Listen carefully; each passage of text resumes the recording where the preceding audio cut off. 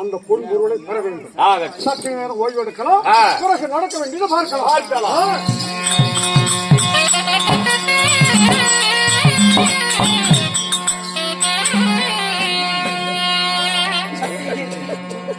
மகாராஜா, அத்தனையுமே ஆண்டவனாகிய விஸ்வாமித்திர சுவாமிக்கு சொந்தமாகிறது.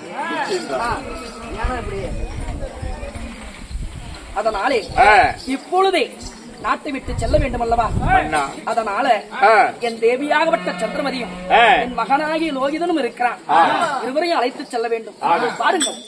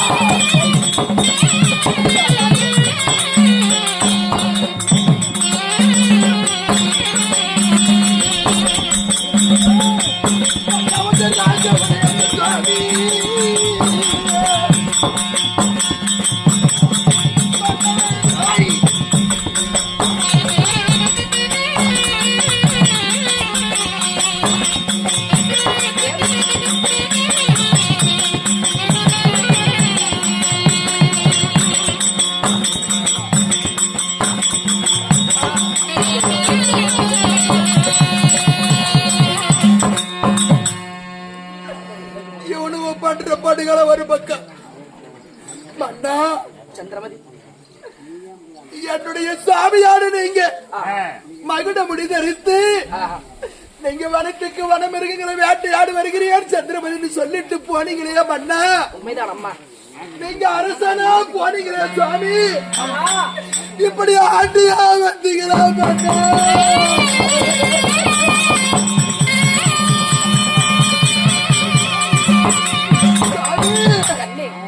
சாமிவனுக்கு நேர்ந்தது என்று சுவாமி.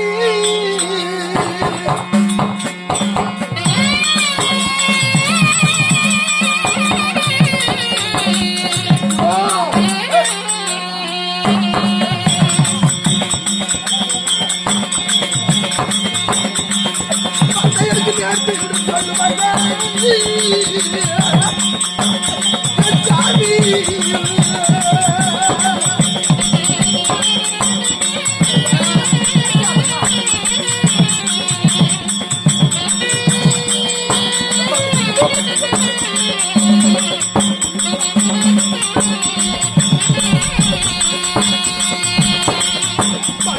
வந்த விதி என்ன சுவாமி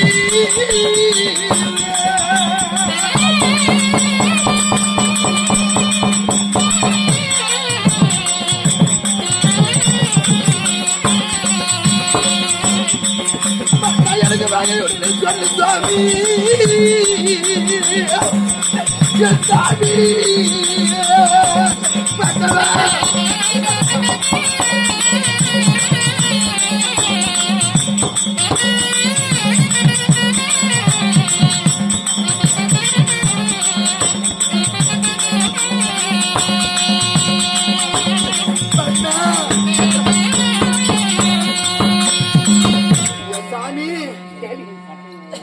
இப்படி போன திருமுகம் மகிழமுடியோடு வனத்துக்கு போனீங்களே மகிழமுடி இழந்து உங்க மதிமுகத்தான் இழந்து அரச ஆடை ஆபரணமெல்லாம் இழந்து இப்படி அலங்கோலமா வந்திருக்கிறீங்க மன்னா உங்களுக்கு என்ன சாமி ஆச்சு சந்திரமதி மன்னா தேவி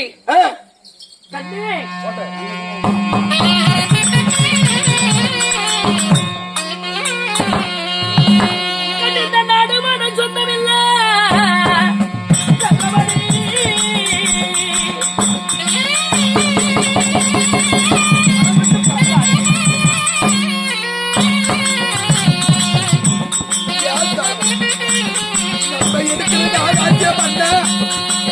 கண்ணே நம்ம நாட்டை விட்டு போற வேண்டும் சந்திரமதி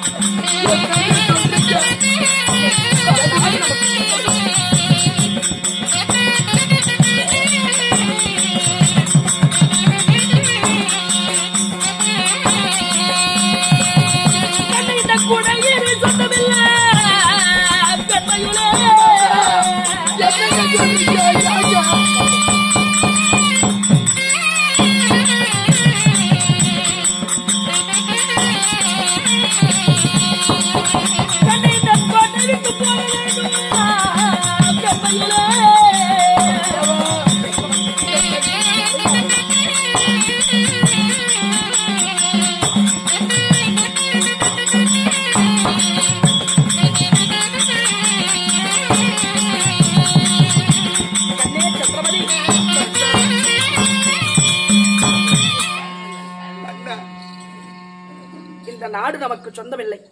இந்த நாட்டை விட்டு நம்ம போக வேண்டும். என்ன சாமி ஆச்சு? இந்த குடைகிரி நமக்கு சொந்தமில்லை. நாட்டை விட்டு தாண்டுவதற்கு நேரம் இதுமா. என்ன சுவாமி ஆச்சு? அரும்பெரும் கானகத்திலே சிங்கமொழி கடையெல்லாம் சத்தியகீர்த்தி விட்டு வேட்டையாடும் பொழுது அந்த தருணத்திலே யாரோ இருவர் வானப்பெண்கள் வந்தார்கள். இருவர் வந்து ஐயா நாடாளு மன்னன் முன்பதாக நடின புரிவோம்,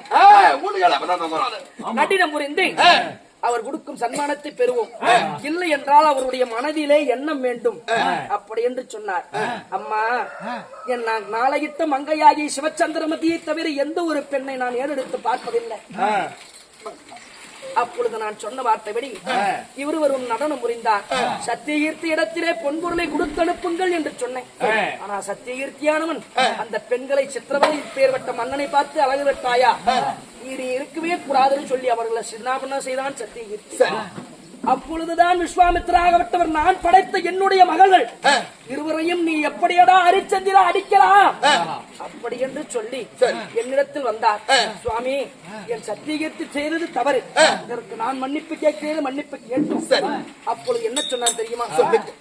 நீ அடித்ததற்கு நீ செய்த குற்றத்திற்கு உன் குடைகிரி அயோத்தி மாநகரம் பூச்சக்கர குடை முதல் அனைத்தும் எனக்கு சொந்தமாக வேண்டும் என்று சொன்னார். சரி இவ்வளவுதானே சுவாமி, இதற்கு என்னன்னு நான் அத்தனையும் கொடுத்தேன். தாரை பார்த்து கொடுத்த உடனே உன்னுடைய அரச சிம்மாதனத்தில் அமரவை என்று சொன்னார். அரச பீடத்திலும் அமரச் செய்தேன். சரி அப்பொழுது நான் கோட்டை விட்டு உன்னை அழைத்து செல்லலாம் என்று நடந்தேன். அப்பொழுது போகும் பொழுது ஹரிச்சந்திரா நீ அணிந்திருக்கும் ஆடையும் இந்த குடைகிரி அயோத்தி மாநகரத்திற்கு சொந்தமானது, இதை எப்படி நீ எடுத்து போவாய் என்று கேட்டார். தருணமே என் தங்க மணிமகுடம் நவரத்தினங்கள் பொருந்திய கற்கள் பொருந்திய மார்பதக்கம் முதல் அத்தனையும் கொடுத்து வந்திருக்கிறேன். நீதிமானாச்சியே என் மன்னவர் அத்தனையும் சொந்தம் விஸ்வாமித்திரருக்கு. விஸ்வாமித்திரருக்கு சொந்தமான பொருளை நம் வைத்திருப்பது நியாயம் அல்ல. அதனால் இந்த நாட்டை விட்டு போவதுதான் நம்முடைய விருப்பம், இதுதான் நியாயம். மன்னா விதியை வெல்ல வேந்தரால முடியாது, வருவிதி வந்தா வழியில தங்காது. கண்ணே அதனால 1000 வார்த்தைகள் இருந்த போதிலும் அந்த பரமேசன் செயல் எது நடக்குமோ அதுதான் நடக்கும். மன்னா சந்திரமதி, என் சாமியானவருக்கு மறுவார்த்தை சொல்பவளா இந்த சந்திரமதி? உண்மைதான் அம்மா. இந்த நாடு போனால் என்ன, நகரம் போனால் என்ன, சொத்து போனால் என்ன, சொகம் போனால் என்ன, எதுவும் எனக்கு பெரிதல்ல. என்ன மாலையிட்டு என் புருஷன் இருந்தா எனக்கு போதும். நீங்கள் தான் எனக்கு சொத்து சாமி. இத்தனை போனாலும் கவலை கொள்ளாதவண்ணா. ஆனா ஒரு விஷயத்தை பிரிந்து செல்கிறேன் என்று நினைக்கும் பொழுதுதான் என் உள்ளமெல்லாம் கண்ணாடி போல இருக்கும். என் உள்ளத்திலே கல்லெறிந்தால் துகள் துகளாக போகும். அப்படி இருக்குதம்மா. என்ன சொல்றீங்க சுவாமி? சின்னஞ்சிறு வயதிலிருந்தே என் தங்கையாகப்பட்ட திருசங்க மகாராஜன் ராஜபரிபாலம் செய்த இந்த நாட்டை விட்டு போகும்போது இந்த நாட்டு மக்கள், இந்த நாட்டு பிரஜைகளை தனிபிரிகிறேன் என்று நினைக்கும் பொழுது என் நெஞ்சகமெல்லாம் துடிக்குதம்மா. மன்னா, சந்திரமதி, விஸ்வாமித்திரனிடத்திலே பட்ட கடனை தீர்க்க வேண்டும். உண்மைதானம்மா. அதனால இந்த நாடு என நமக்கு சொந்த வேண்டாம். என் நாதன் நீங்க இருந்தா போதும். இந்த சொத்து எனக்கு பெரிதல்ல. என் புண்ணியர் நீங்க இருந்தா போதும். உன் மனதை எப்படி ஆறுதல் சொல்வது என்று தெரியாமல் வந்தேன். இந்த ஒரு வார்த்தை இருக்கிறது சந்திரமதி. என் உயிர் போகும் வரை உன்னை காப்பது என் வேலை அம்மா. சரி சந்திரமதி, இருந்தாலும் மகனாகி லோகிதன் அழைத்து வா. நிக்கணமே நம்முடைய இந்த நாட்டை விட்டு உடனடியாக செல்ல வேண்டும். மகனே லோகிதா,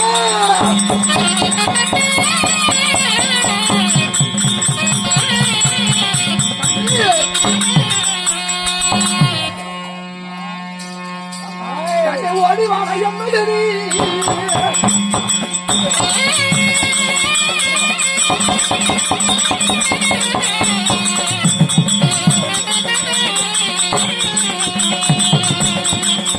கல்யாணம் ஊரு கல்யாணமாச்சி.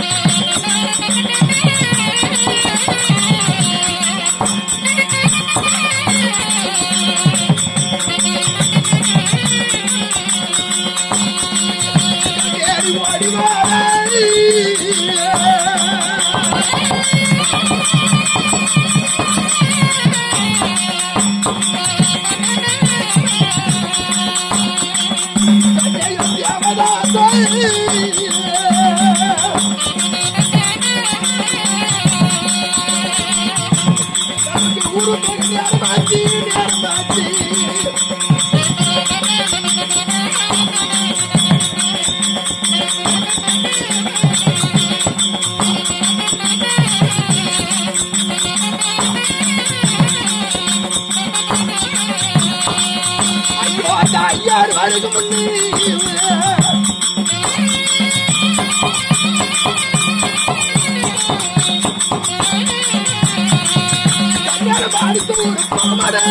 அடுத்த ஒரு பாமடா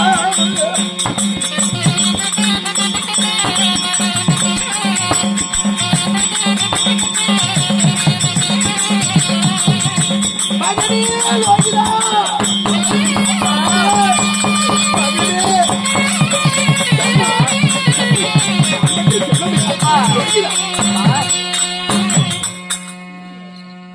இனிமேல் இந்த நாடு நமக்கு சொந்தமில்லை. இனிமேல் இந்த நகரம் நமக்கு சொந்தமில்லை. அதனால இந்த நாடு நகரத்தை இழந்து நம்முடைய தந்தையாரோடு இந்த நாட்டை விட்டு போகும் விதி ஆகிவிட்டது. சொல்றீங்க, கலங்க வேண்டாமடா, போகலாம் சுவாமி. மகனே லோகிதாசா, அப்பா ஒன்றுக்கும் கவலைப்பட வேண்டாம். தந்தையார் நான் இருக்கிறேன். கண்ணே சுவாமி, போகலாம் அல்லவா? போகலாம்.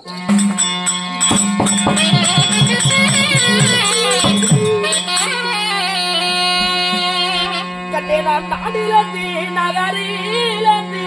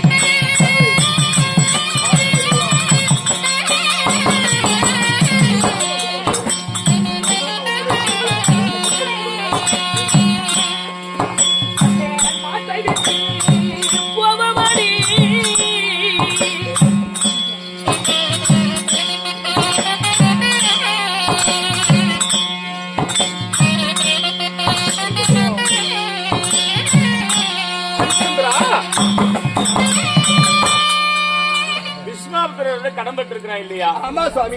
நான் தரகனாக வந்திருக்கிறேன். எவ்வளவு நேரம் சுத்துவது? 48 நாள்ல குடுக்குறேன்னு சொன்னேன். கால் வலிக்குது, காடு வலிக்குது, வவுறு நாடு இல்ல நகரம் இல்ல எதுவுமே உனக்கு கிடையாது. எப்படி கொடுக்க போற? வவுறு பசிக்குது, வயிற்று பசுக்குது. என்ன ஒரு வார்த்தை சொல்லிவிட்டு போறான், புறப்படுறேன். உங்க கூட என்னால நடக்க முடியாது. ஆண்டவா, கவலை கொள்ள வேண்டாம். அவருக்கு பட்டக்கரனை நான் தீர்க்கிறேன். உங்களுக்கு அந்த கவலை வேண்டாம். தீக்கிறன்னு வாயில சொல்லிட்டு இருந்தா எப்படியா தீரும்? இல்லன்னு சொல்லிவிட்டு போ. உன் கையில என்ன இருக்குது? நீ கொடுக்க போற? எப்படி கொடுக்க போற? என் கையில் என் உயிர் இருக்கிறது. கவலை கொள்ள வேண்டாம். அப்ப உன் கூட நடந்துட்டு இருக்க நான் வச்சாலா? நீ வச்சாலா? நானு இல்ல சுவாமி. இருந்தா கூட இல்லனா இல்லன்னு சொல்லியா? இல்லை என்று என் நாவினால் ஒரு முறையும் நான் சொல்ல மாட்டேன். ஹரிச்சந்திரா, அதையே சொல்லிட்டு இருக்காத. திருப்பி சொன்னதே சொல்லக்கூடாது. சுவாமி, வாயிலே சமாளிக்கணும்னு நினைக்கிறாமா உன் புருஷன்? நீ சொல்ல மாட்டியா? சுவாமி, என் மன்னவர் சொன்ன பிரகாரம் நான் மட்டும் மறுவார்த்தை சொல்ல போவதில்லை. 48 தினங்கள் கெடுவு இருக்குது. இன்னும் கொஞ்ச நாள் மீதம் இருக்குது. அதுக்குள்ள நாங்க நிச்சயம் கொடுத்துறோம் சுவாமி. இல்லன்னு சொல்ல மாட்டோம். நீயும் அதே தான் சொல்றியா? ஆமா. அடே லோகிதாசா, சுவாமி, நீயாவது உங்க அப்பா அம்மா எடுத்து சொல்றா. இல்லன்னு சொல்றா, புறப்படுறா. சொல்ல அப்பா. தாயும் தந்தையும் சொன்ன வார்த்தைக்கு நான் தட்டணுமா? என்னது? எங்க கூட வாங்க.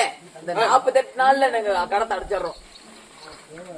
எங்களுடைய வார்த்தை எல்லாரும் அப்படிதான் சாமி. அப்படி வைத்த பசங்க எப்படி வரும்? உங்கள் வயிறு பசியும் நான் தீர்க்கிறேன், பட்ட கடனையும் நான் தீர்க்கிறேன். எப்படி யாத்திரை பண்ணியே? ஒரு நிமிடம் பொறுங்கள் சாமி. தேவி, மன்னா, இப்பேற்பட்ட இடத்துல என் வயிறெல்லாம் பசிக்கிறது, எப்படிதான் கடனை தீர்ப்புன்னு கேட்கிறாரு. என்னதான் செய்வது? மன்னா, தேவி, சுவாமி,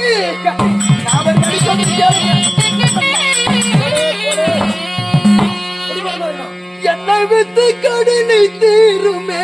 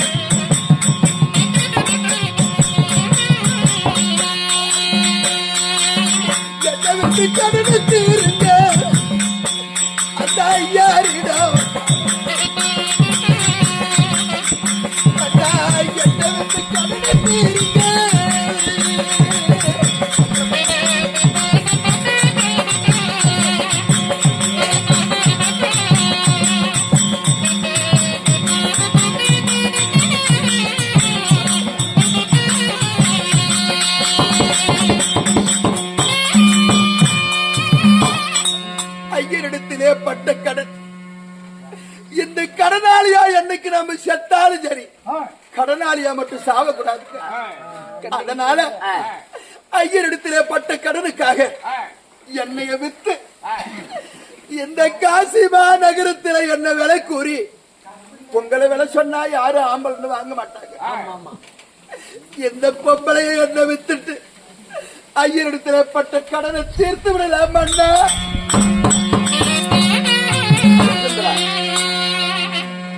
ஹரிச்சந்திரா சுவாமி எதுக்குப்பா இவ்வளவு கஷ்டப்படுறாங்க? இல்லன்னு சொல்லிவிட்டு அவர் இடத்துல நான் போய் சொல்லி விடுறேன் இல்லன்னு சொல்லிட்டாருன்னு. என் உயிரே போனாலும் என் நாவினால் அந்த ஒரு வார்த்தை மட்டும் வராது. அப்ப குடுப்பா கடத்து நான் வாங்கிட்டு போறேன்.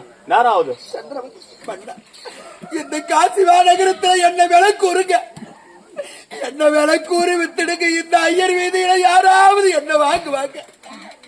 பணம் எடுத்து செட்டு யாரு கோடானு கோடி வச்சிருக்கிறாங்க. இந்த ஐயர் வீதியில என்ன விலை கூறுங்க மன்னா. சந்திரமதி மன்னா, உன்னை விலை கூறி விற்றதெல்லாம் என்றால் ஆகுமா பெண்? மன்னா, நான் சொல்றதை கேளுங்க. அவரிடம் பட்டக்கடை விற்பதற்காக என் மனையாளை நான் விற்க வேண்டும். நிச்சயமா விலை கூறுங்க.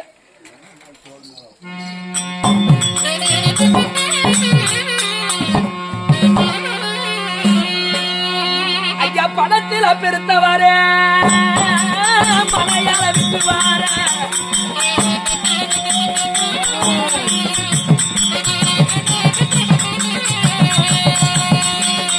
ஐயா பணத்தில் பெருத்தவாரே மனையாள விற்றுவார.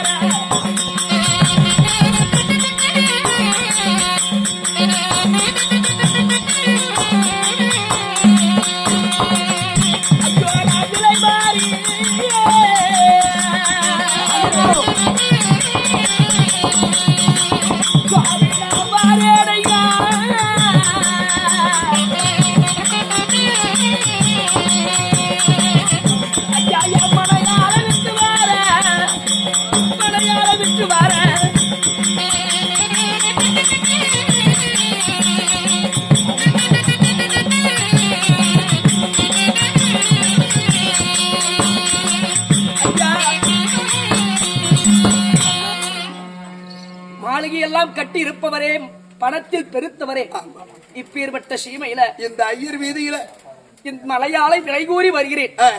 யாராயினும் என் மலையாளை விலை கேட்டு வாருங்கள் சுவாமி. ஹரிச்சந்திரா சுவாமி, இத்தனை நாட்டுக்கு என்ன கூட்டிட்டு போயிட்டு இருக்கிறீங்க. ஒருத்தன் கூட ஒரு வயசு பிள்ளை இருந்தா வாங்கிக்குவாங்க, காசு கொடுப்பாங்க, கட்டுவீங்க. இந்த வயசான யாரு வாங்குவாங்க? பாதி வயசுல ஒண்ணு அவ்வளவு வயசு ஆகி போல. பணத்தை கொடுக்கல பணத்தா சாமி, அப்படி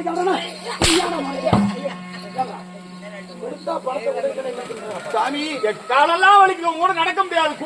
இல்லன்னு சொல்லி கொடுப்பாங்க ஒரு வார்த்தை. இன்றைக்கு ஒரு பொழுது பொறுங்க, விடிஞ்சா உங்களுடைய பணத்தை கொடுத்துருவேன். சிறிது நேரம் அமர்ந்திருங்கள், உங்கள் பணத்தை நான் ஒப்படைக்கிறேன். வாயில் தான் சொல்லிட்டு இருக்கிறேன், எப்ப ஒப்படைக்கிறது? ஆக்க பொறுத்துதான் ஆற பொறுக்கணுமா?